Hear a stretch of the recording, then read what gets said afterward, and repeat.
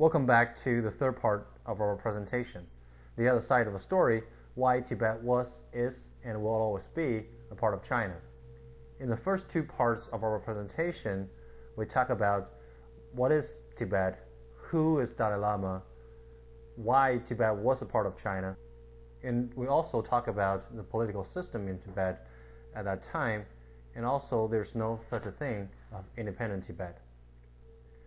And as the third part of this presentation, we'll continue our journey to talk about why Dalai Lama the 14th fled into India in the year of 1959, and also some of my personal opinion of why Tibet will always be a part of China.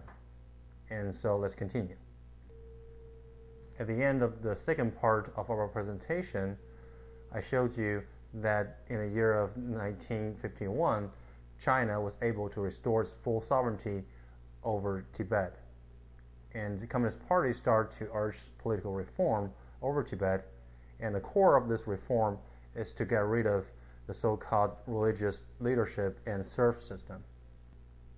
And personally, I think this reform is a great step forward to improve the life and human rights of Tibet. But as you can imagine, the people who made a living out of the so-called serf system really will not be happy because they cannot do whatever they want at that time, and they're losing their financial interest because they cannot give high interest loans anymore. And this kind of fear or unhappiness finally reached the very top of this political system, who is Dalai Lama. At the very end, the fear turned into political and military action, and in the year of 1959, after all the effort failed, Dalai Lama fled into India, and he was never able to return back to China again.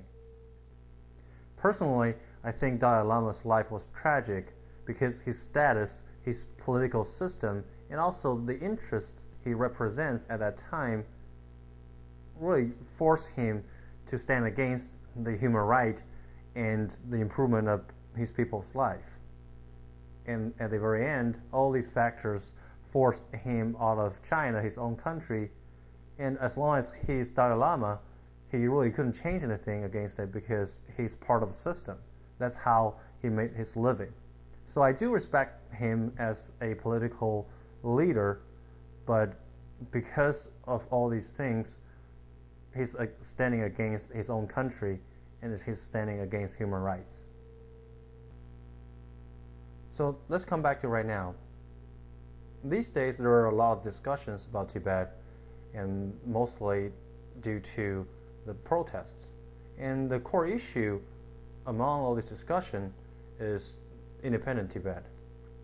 And first of all, to me personally, the timing of all these protests, without saying, is well planned.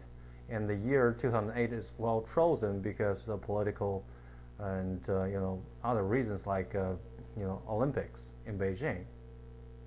And second of all, being a big fan of history, I've seen this same card played so many times in history. And I don't even need to tell you the stories, I believe, because it's so obvious. I just mentioned some of the names, like Israel and Palestine, India and Pakistan, plus Kashmir, and also Kosovo and Yugoslavia, which is really close to our age. And all these countries, or all these regions, they used to be one country, and they were divided into two separate countries. And the old trick is to have them fight against each other. And so the people who planned this will be free of any threat from them.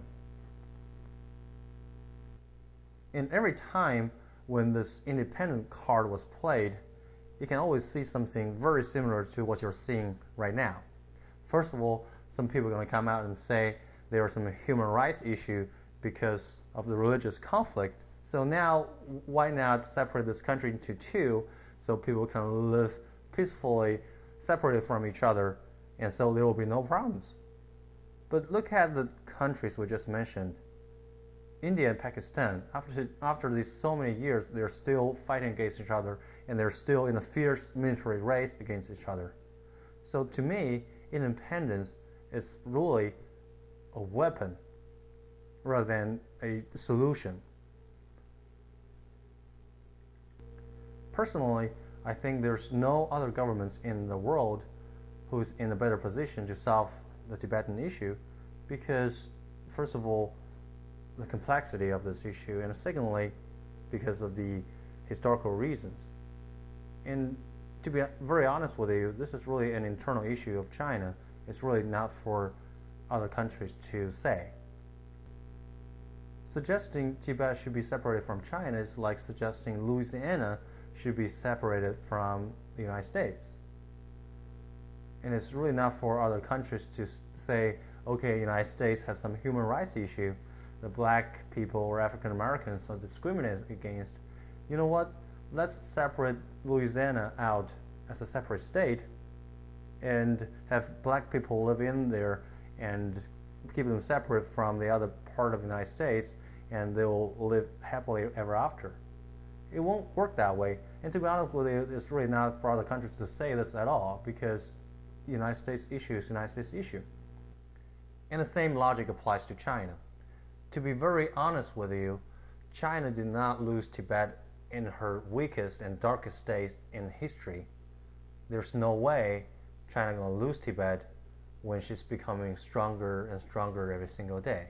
I know there are some people in the world that may not like that, but I'm sorry they have to live with it because there's no way they can change it. And if you ask me why, because that's the will of 3 billion people. That's 1/5 of the Earth's population. If this many people think in this way and they believe in this way, there's absolutely no way that a small group of people will be able to change that. And I can tell you that this independence card will never be able to succeed in China. At the very end of the presentation, some personal thoughts. Being a big fan of history, it's very obvious that no country will remain strong forever. Look at all the empires we got on this list. Macedonian Empire, Roman Empire, Persian Empire, Mongolian, and then British Empire. None of them were able to remain strong forever. And I personally call this the wheel of fortune history. And the wheel will turn, so some of the countries will break down, they will come and go. What I'm trying to say right now is, for the friends who's living in a strong country right now, good for you. But there may be one day that your country may not be this strong. And if you don't want your children or grandchildren or great-great-grandchildren to get engaged in this kind of conversation as China's doing right now, please keep an open mind and think about it and get all the information, listen to all sides of story as what you're doing right now, and don't be exploited. Personally, I used to think that all the Western media were fair and they were independent, but through this Tibetan issue, I really discovered that they're biased too. And if you really want this kind of information, I think there's a website called anti-cnn.com.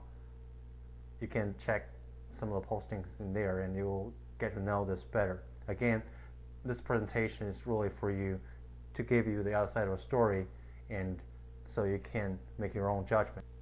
Finally, thank you so much for your interest and time in this presentation. I hope you have heard something that you never heard before. And again, thank you very much, and peace.